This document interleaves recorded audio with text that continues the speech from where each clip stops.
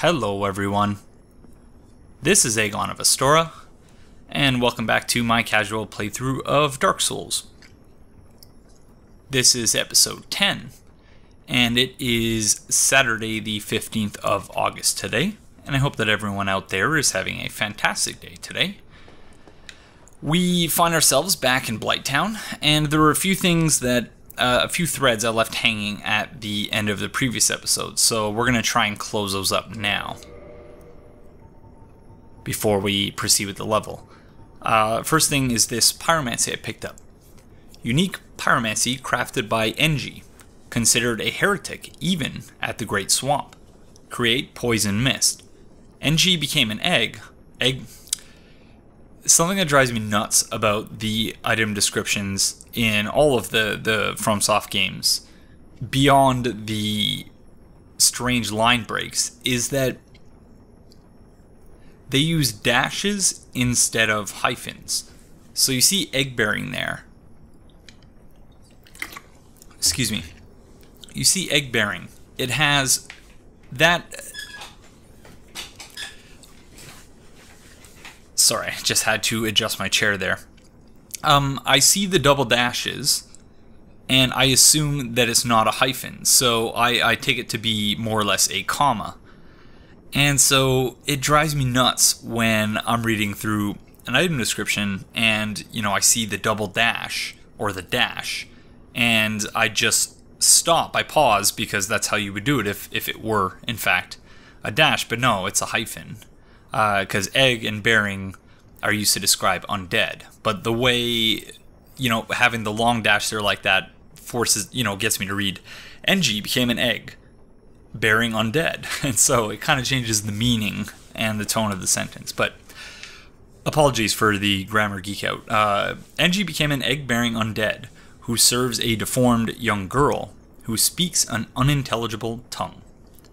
So we'll be talking a little bit about Kalon very soon, and more appropriately I guess her name would be the Fair Lady. I tried looking it up online to see where the name Kalon came from, but I couldn't find any authoritative source, but I like the name Kalon, so we're going to go with that. We did also pick up the Sorcerer set, or the Pyromancer set, and I looked it up on the wiki.wiki, and there doesn't appear to actually be any consequence to picking this up. It's only when you have a pyromancy, in terms of his questline.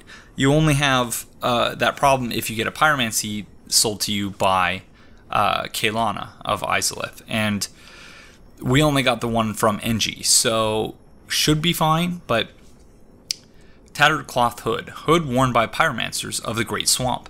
Though it appears tattered, it is actually quite strong. Their attire offers substantial protection against poison, fire, and other forces of nature in the hinterlands where they were driven. And the rest of it is the same, but again, just with arbitrary differences in the line breaks. And yeah, oh, we actually had lore there. On the pants. Boots made of thick leather. The boots of the pyromancers are incredibly tough on account of the rugged grasslands and treacherous swamps they must traverse. Their soles are nearly impenetrable, which is pretty interesting considering it's one of the lighter pants in the game. But yeah, all that aside, and there was some other item description, but I'm not remembering. Oh, the Cat Covenant ring. Oh, and we are also wearing the Ring of Fog. Ring granted to those bound by the Force Hunter Covenant. Answer Alvina's summoning. The white cat Alvina speaks a human tongue and has lived since the early Age of Fire. Alvina was a trusted friend of Knight Artorias and the Great Wolf Sif. And we also have the Ring of Fog. Those who befriend Alvina are given this mysterious ring. It resembles a pearl with its robust pure white fog. The ring camouflages its wearer's presence, helping to prevent detection. And I feel like an idiot for having not put that on before we came down here. This is the whole reason why I went and got it. So that we can reduce the likelihood that we'll have to be dealing with flies constantly. And so we do have a couple of things to grab in the upper section of Blighttown. And depending on how bad the frame rate gets, as I said in the previous episode, we might be fast forwarding through parts of this. Because at least when we're fast forwarding, you won't notice the frame rate being as awful as it already appears to be. So yeah, I'm certainly not going to... I do have 2 comments that I want to get to that I didn't get to at the end of the previous episode. So I do want to get to those, but first I do want to also get through this upper part. And I don't want to start answering the question and then have the frame rate get so bad that I wind up needing to move that dialogue around, because yeah, this is supposed to be entirely live commentary, and it is a fair bit of... It's like this guy can't even see us, seemingly.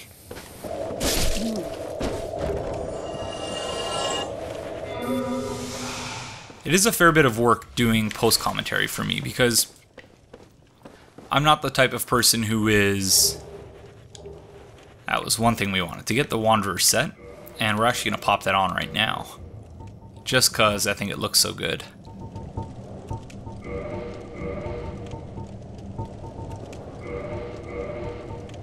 As you can tell, if you've watched any substantial amount of my Let's Play content, it sometimes takes me a little bit to get my point across.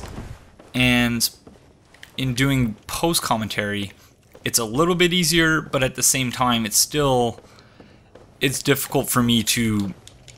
Because I try not to write scripts, because I just don't have time for that for my Bloodborne Let's Talk Lore series. It takes up enough time as it is. And it's not to say that it's not a lot of fun, it is, but... so, yeah, it's a lot of work, basically. I'll just leave it at that. Trying to clean up my commentary so that it's, you know, somewhat intelligible. And did I just... What did I do here? It's been a long time, very long time since I've done Upper Blighttown, so you will all have to forgive me if I do things like that throughout. But the Ring of Fog certainly seems to be helping, because we're not, as of yet, we haven't had to deal with all that many mosquitoes.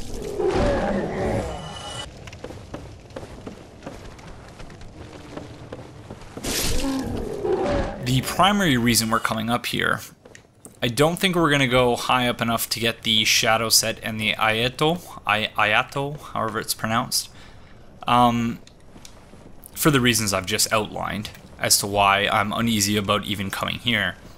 But we are going to get Power Within, although it seems like I'm ascending far enough for us to be able to get it anyway at this point. I must have missed it. I think I missed it, but let's see where we are. There's a fog gate we can traverse from behind, and it even says so as well. Oh no, it doesn't. Enter through the white light.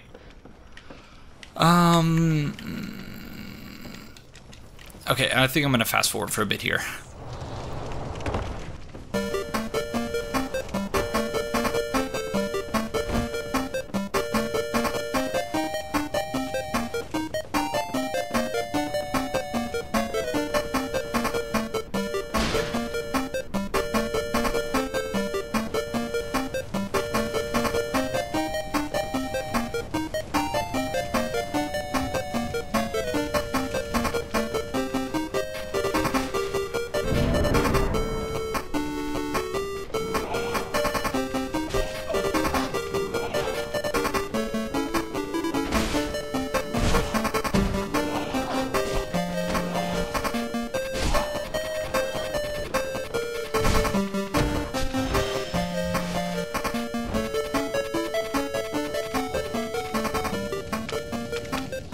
Okay, never mind.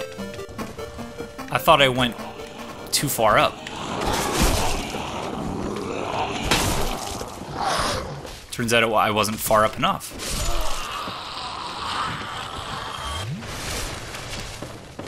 But this is what we came up here for. The item on that corpse there. Which of course means we have to deal with this thing first. And it doesn't look like we're hitting it, but we are. And you can see the poison mist, and that's because the health bar is actually up there. So when you're aimed at it, you don't actually see it. It doesn't look like your shot's registering. But you can see the health bar up there. So I'm not sure if it's possible to get it while that thing's there. Certainly it's possible, but you could probably do it as a suicide run before grabbing it, but I've never actually taken that thing out up close. Call me a scaredy cat, call me overly cautious, whatever. Just, there's no need to, especially if you have, as we do now, something ridiculous, 982 poison arrows. Thanks to Nadalia, the Bride of Ash, who invaded in the previous episode, who was level 506.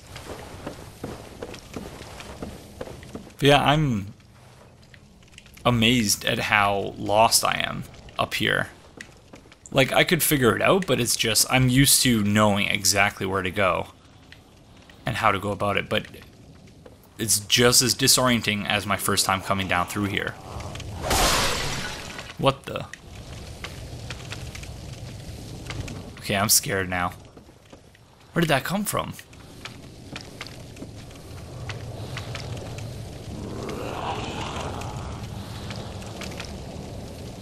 Mommy?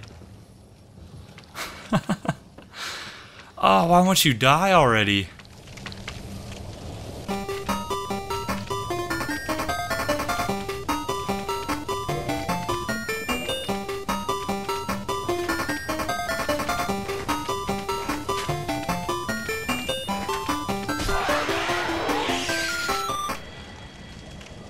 That moment when you are waiting for something to die of poison and you realize that you have more arrows you can just use to damage it.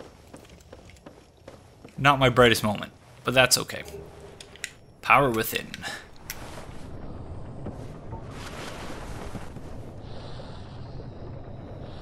So I guess you can come at it from behind, but usually I do Blighttown in reverse. And what's funny about the foggering is that you can see that our hair is actually clipping through the hood. So it's kind of, it looks like the, I believe it's the Aurora set from Dark Souls 2. Alright, well, let's try to find our way back down from here now.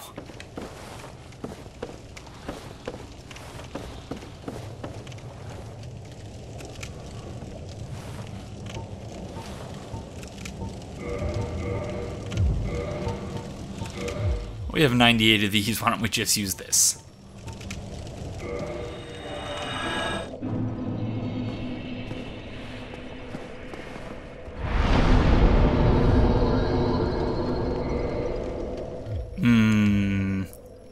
I almost don't want to level up more based on what I said in the previous episode, but there is a possibility we could lose our souls here, so we're probably going to want to do that.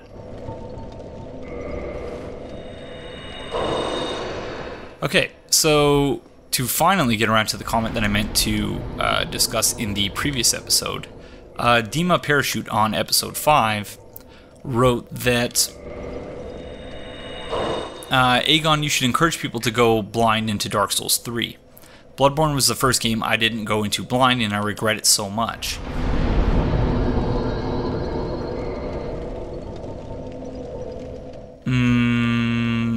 I guess we should start getting our intelligence up so that we can speak with, we need to get it to 15 in order to speak with Master Logan.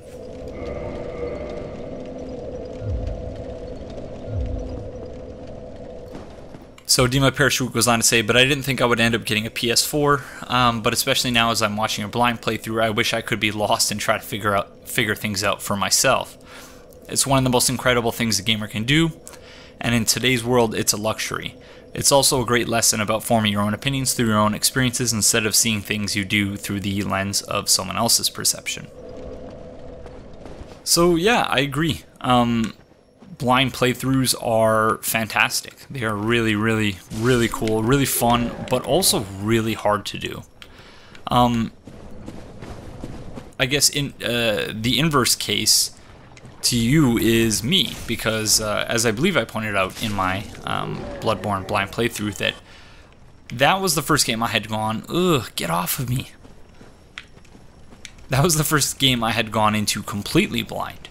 So that was an especially interesting experience for me because on the one hand, I found, you know, pretty much all the bosses in the game, a lot of the areas, but at the same time, I spent a lot of time being lost and just having no idea where to go next. And yeah, it was a really interesting, a really foreign experience, one I'm definitely not regretting, to be sure. And as I'm sure each of you can probably guess, that when Dark Souls 3 comes out, first day, there will be episode 1 of my blind playthrough of Dark Souls 3 up on my channel.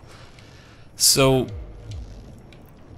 you know, it's I don't know, it's tough. I'm of two minds because I don't think I could have ever gotten as into Dark Souls 1 as I did if it weren't for me having watched other people playing Dark Souls 1 and seeing the things that they've done. And in previous episodes and in this episode, again, a German spy first and foremost among them, because I'm about to show you another thing I learned from watching Franz, a German spy, in one of his playthroughs, with what I've taken to calling the Dung Pie surprise for Shiva of the East and his buddy. Oh, we should have used those souls to buy stuff from him. Damn it. Okay, well, let's see what we would be missing out on. Oh, I'm so quick to spend souls, and I don't think about what I might be needing them for, other than just leveling up. We meet again. I have the equipment, if you have the need.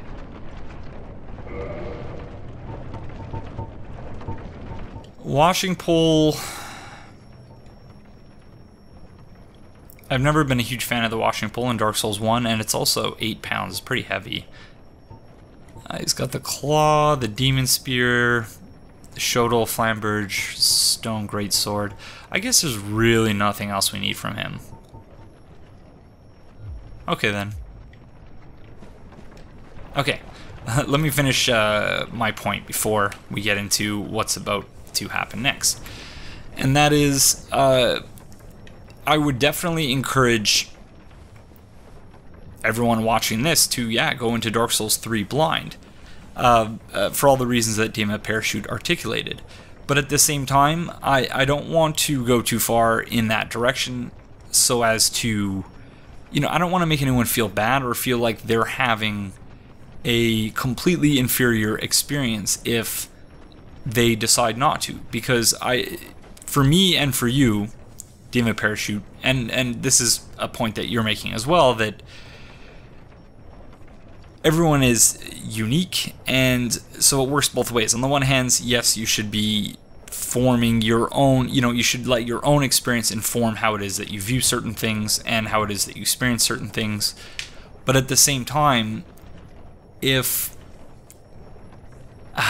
yeah, I'm getting caught up in all sorts of paradoxes in my head. So I'll just say this: I would highly encourage you, yes, most definitely, to play Dark Souls 3 blind. But if you don't, if you decide not to do that, I completely understand that as well.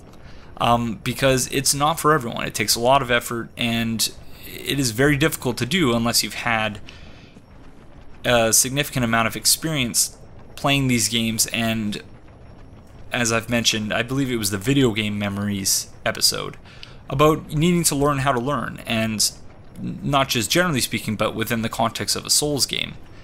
There are certain things that you learn from playing one game that almost always transfer to the next.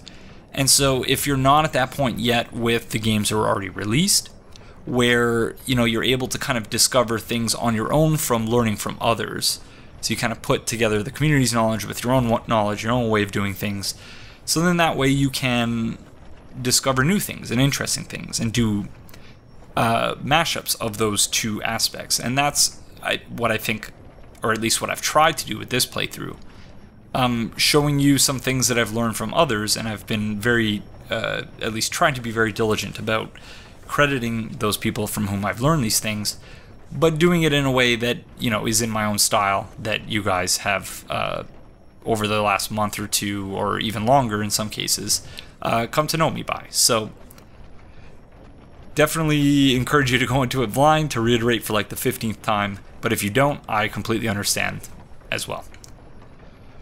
Okay, so it's time for the Dung Pie surprise. Let's hope that I don't screw this up. And I'm going to clear up my hotbar in the process. Whoops.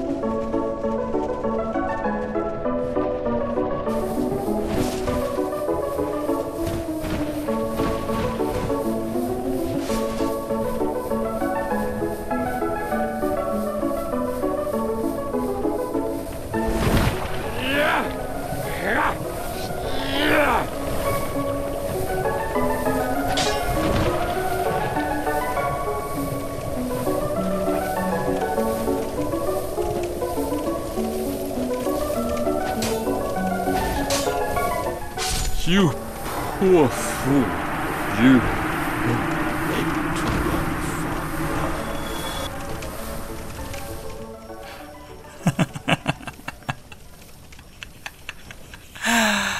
Oh, that is wonderful.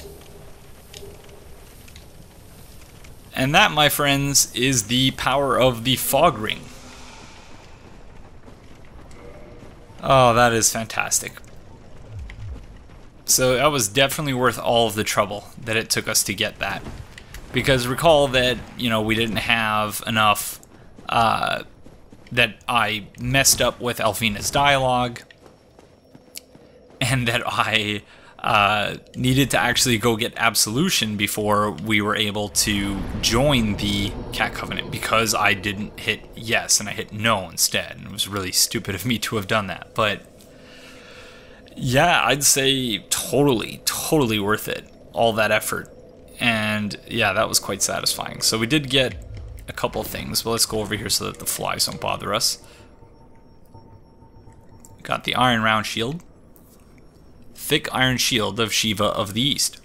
Heaviest of the standard shields.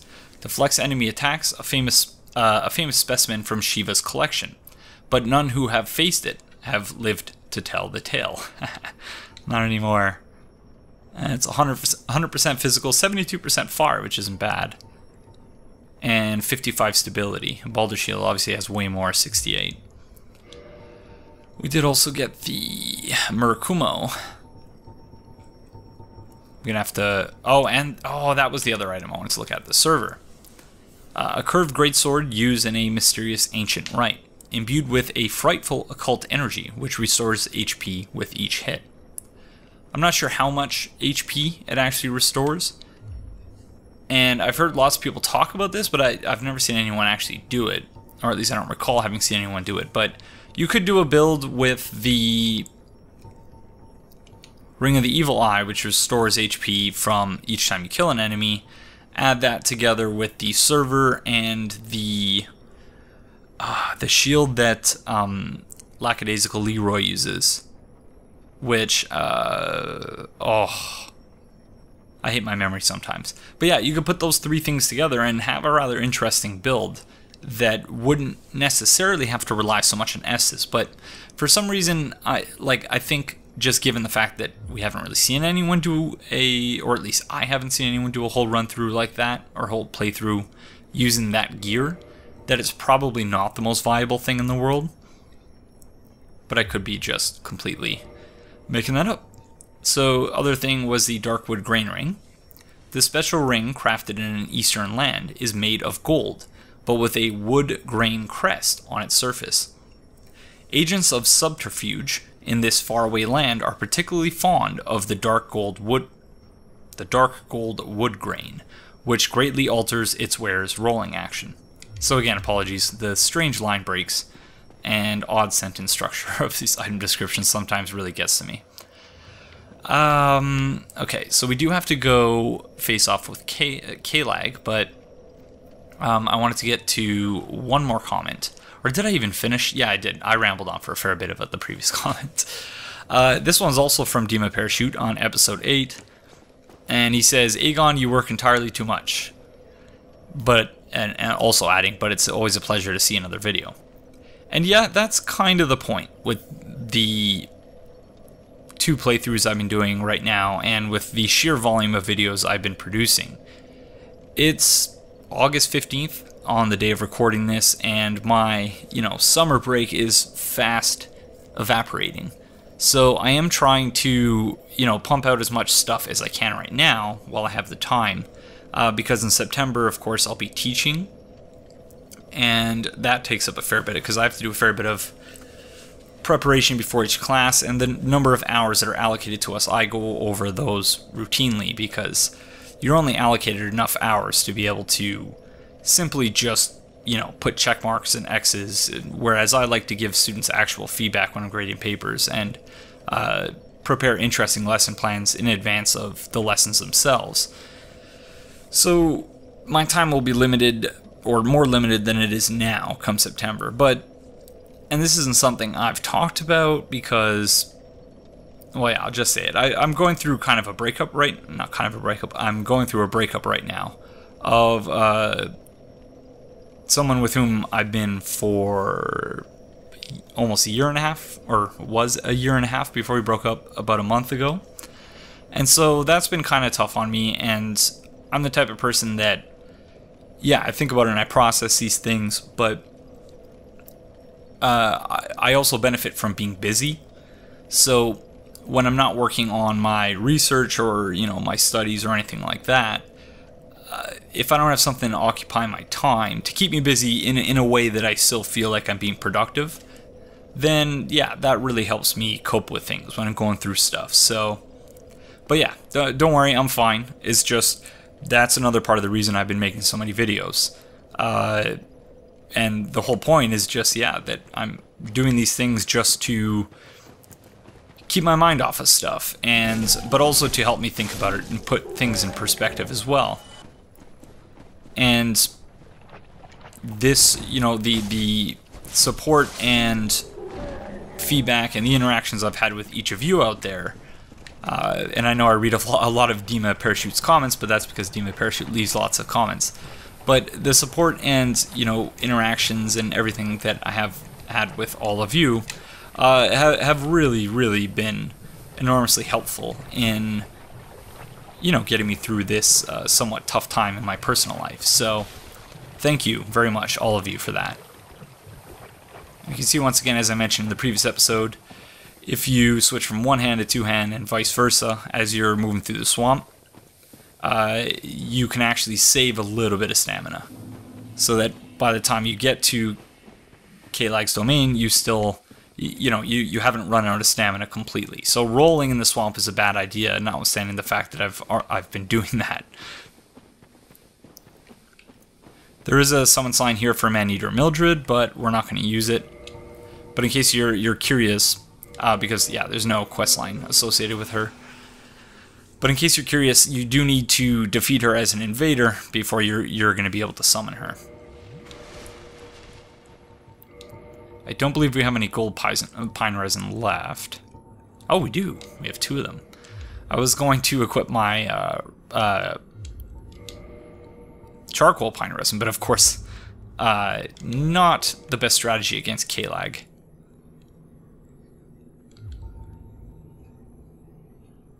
And we should probably equip some more fire-resistant gear as well.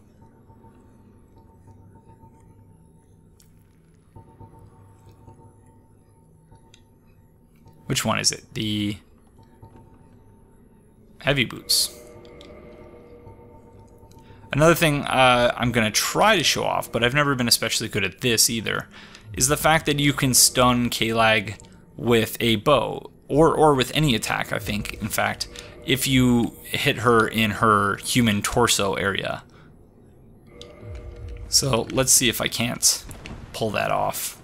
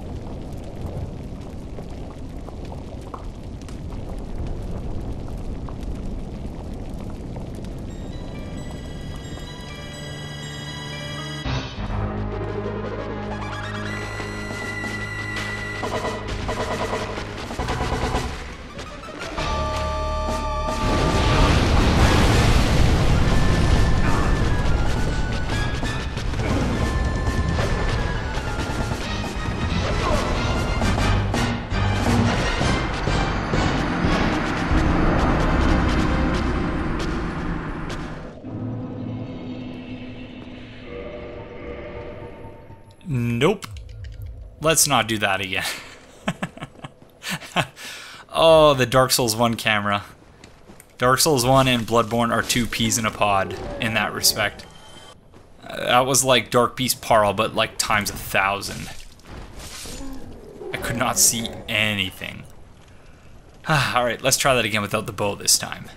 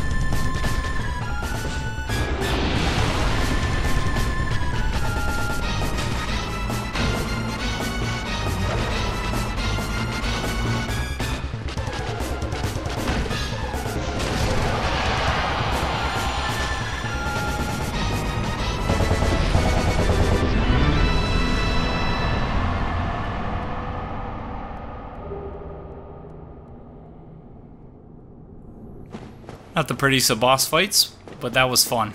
That was a lot of fun.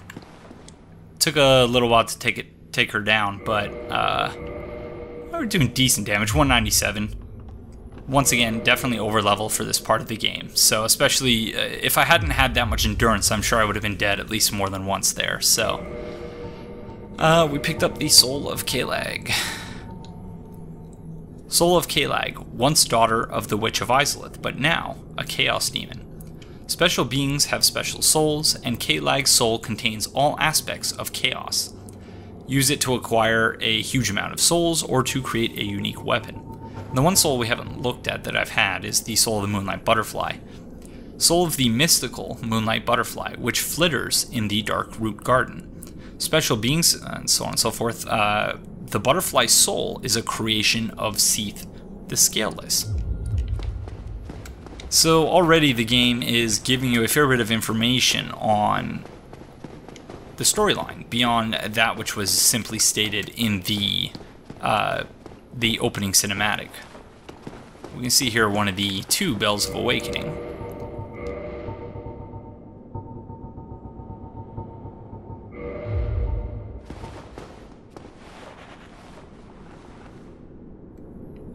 Not really a lot to look at, but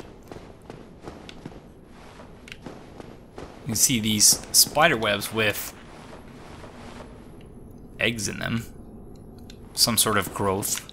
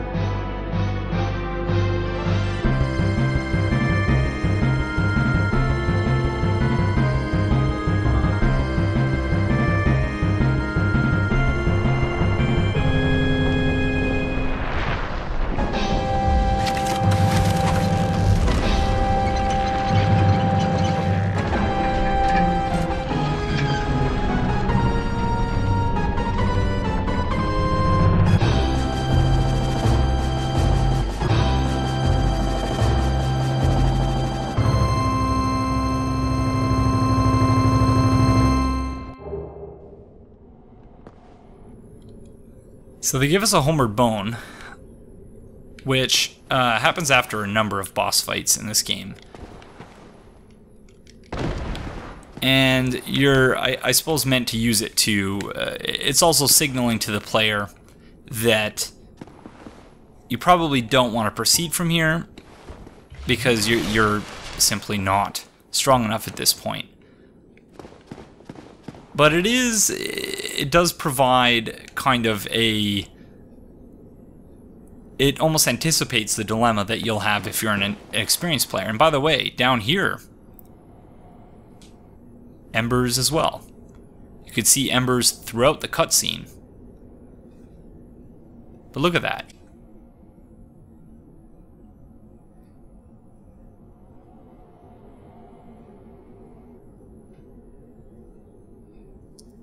When you stop to actually look at certain things in this game, it's just incredible. Did you see that huge one that just flew by the camera there? Wow. That's more... I don't remember seeing embers down here at all. Very cool. But yeah, so you could use a homeward bone and go back to the Blighttown bonfire and then ascend to Firelink from there.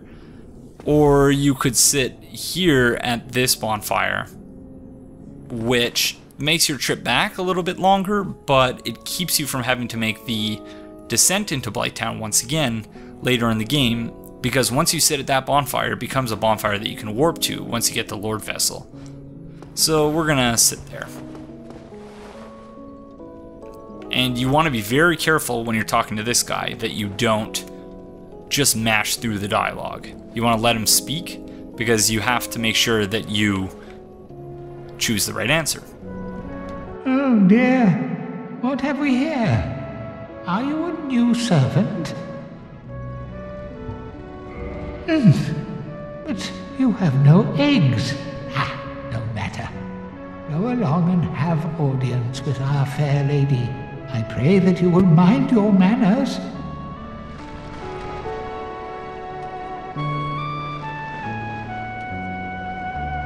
So we're not going to talk a lot about Kalon or the Fair Lady at this moment, simply because we don't have the Witch Ring, which we are going to get later in the game, and then we're going to use it to speak with her.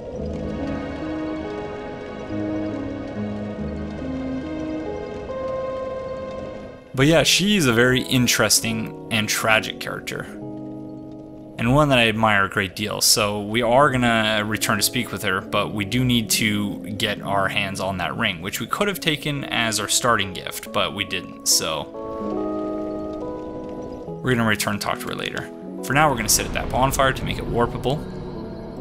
And it's not kindled to 20, but another, I guess, piece of advice I would give on the Firekeeper bonfires that are tended to specifically by a Firekeeper, all start at 10 Estus when you sit there.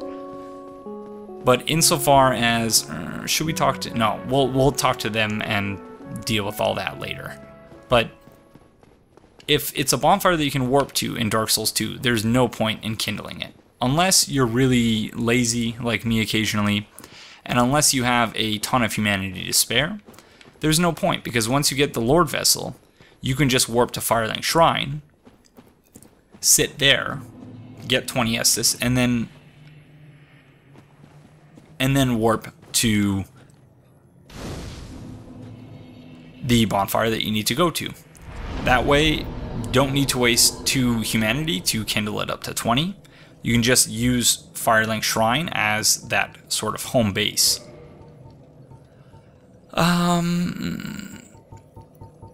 Again, I want to spend these souls, but I feel like if I do that, no. We're gonna YOLO, right? We're gonna live on the edge. We're not gonna spend them. We are gonna deal with these really dumb Taurus demons down here later on. But you can see they're just standing in lava. No big deal, I guess. If you're a Taurus demon, you got bigger things to worry about than your feet getting a little burned. I almost don't want to do this boss fight right now, just because there's a lot to talk about there. We're at 49 minutes.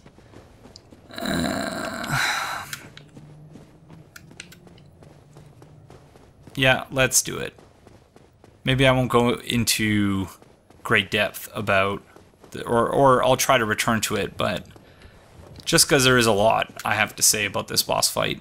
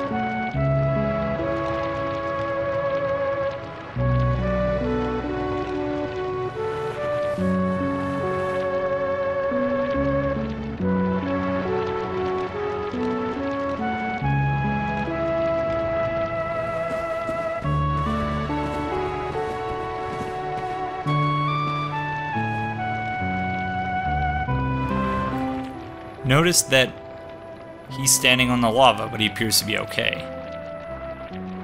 And he is a Chaos Demon, so there's that, but there's more to that story.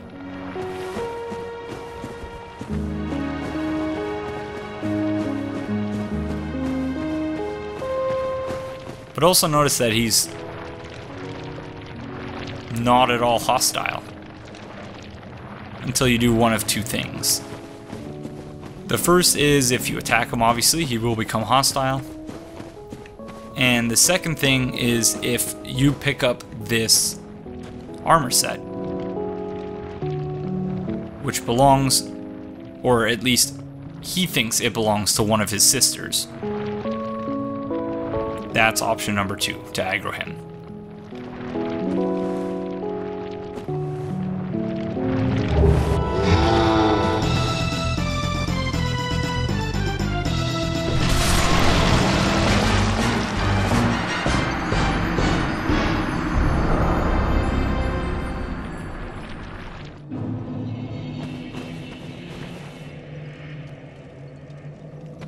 I did not get out of there nearly fast enough. Not nearly fast enough. And so now, I wonder whether it will still... Well, in case you're wondering, what I'm trying to do, or what I was trying to do there, was if you grab the... And actually, we can show that off. Let's do it on the bridge. Fuck it, we're living on the edge, right? Gold-hemmed black hood, worn by the witch Quelaag of Ceaseless, mother of pyromancy and daughter of chaos. She wore this gold-hemmed black hood before even the Age of Fire, and it offers strong resistance versus fire, poison, and other perils. And even stronger fire resistance than the tattered cloth hood, which is the pyromancer set, because of course, Quelaag is the mother of pyromancy. Was there any additional lore here? No. But of course, now that we've taken the set, I don't believe does that thing where he pulls... I think you might only have one shot at what I was trying to do, which is you get him angry by taking the set, and then you bring him back over to the fog gate. He jumps, he lunges at you and misses, and finds himself above this pit here. He grabs on, all you have to do is hit his hand 4 or 5 times, and then he falls. So it's a really easy way to get a lot of souls early in the game if you don't die and lose the souls you had, like I seemingly have done. But I don't know if that's going to work now that we have the armor set, because otherwise he doesn't do it, I don't think. So we're probably going to die again, but let's try it out.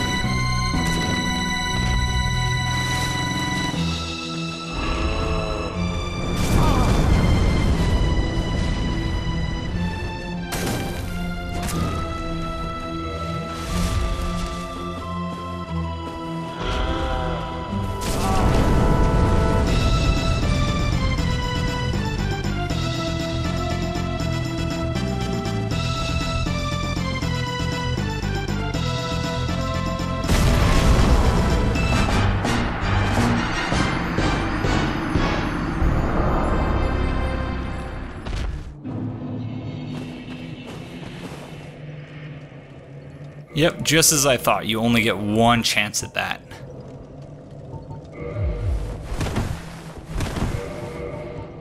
But we do have a 72%. Ooh, this is actually 70%, but really low stability.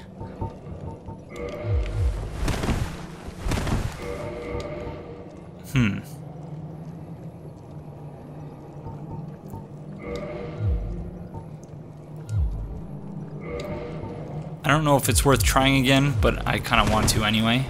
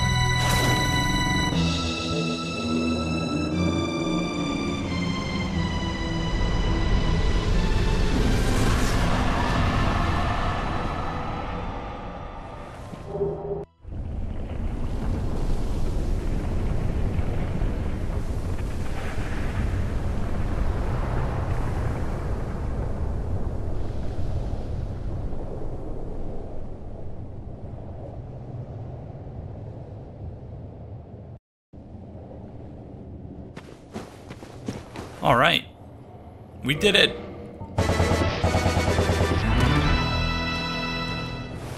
After that second attempt, I wasn't sure if we were going to be able to, but after I tried using the longsword, because it's the most upgraded of my weapons, technically, that I could have used while still fast rolling. And yeah, just after I saw the amount of damage I was doing, the first thing that came to my mind was, oh crud, I should probably equip the Black Knight sword, because that'll allow me to do far more damage. And yeah, I was right.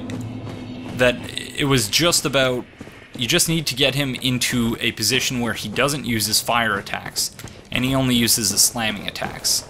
And that's the easy part. The hard part is actually dodging his attacks, which I got very lucky a couple of times, but yeah, that's as good a place to leave it as any other. So thank you very much for joining me, and I will see you in the next one. Look, more embers. Bye-bye.